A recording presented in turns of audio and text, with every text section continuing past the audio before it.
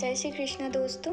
आज से हम प्रारंभ करने वाले हैं महाभारत संक्षिप्त में। तो चलिए इस जर्नी का पार्ट बनिए। महाभारत का प्रारंभ होता है हस्तिनापुर के राजा शांतनु से।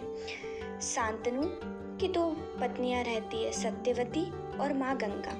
सत्यवती के पहले शांतनु का विवाह गंगा माता से हुआ होता है। गंगा माँ से शांतनु को एक पुत्र होता है भीष्म।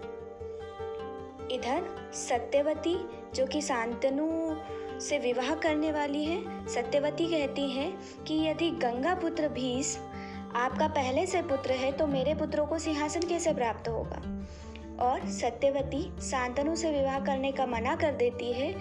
भीष्म शांतनु की इन बातों को सुनता है और वो जीवन में कभी भी हस्तिनापुर का राजा बनने से मना कर देता है और हस्तिनापुर का दास बनने की ओथ लेता है।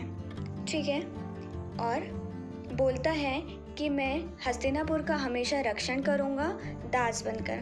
तभी शांतनु प्रसन्न होते हैं और भीष्म को इच्छा मृत्यु का वरदान देते हैं। मतलब भीष्म जब चाहे अपनी मृत्यु को प्राप्त कर सकते हैं। ठीक है, फिर होता है शांतनु और सत्यवती का विवाह। शांतनु और सत्यवती से एक पुत्र की प्राप्ति होती है, विचित्रवीर्य। लेकिन विचित्रवीर्य ऐसा होता है कि वो बहुत शराबी और दुराचारी होता है, तो विचित्रवीर्य की मृत्यु हो जाती है। विचित्रवीर्य की दो पत्नियां होती है, अंबिका और अंबालिका। लेकिन विचित्रवीर्य की मृत्यु होने के कारण इन दोनों की कोई संतान नहीं होती। तो सत्यवती वेद व्यास से कह के अंबिका और अंबालिका के लिए दो पुत्र का जन्म करवाती है। अंबिका का पुत्र होता है धृतराष्ट्र और अंबालिका का पुत्र होता है पांडु। और इन सब में एक दासी को भी पुत्र हो जाता है जिसका नाम होता है विदुर। लेकिन जो धृतराष्ट्र होता है, धृतराष्ट्र जन्मांध होता है और पांडु सर्वश्रेष्ठ राजा बनता है। इसीलिए पांडु का राज्याभिषेक कर दिया जाता है।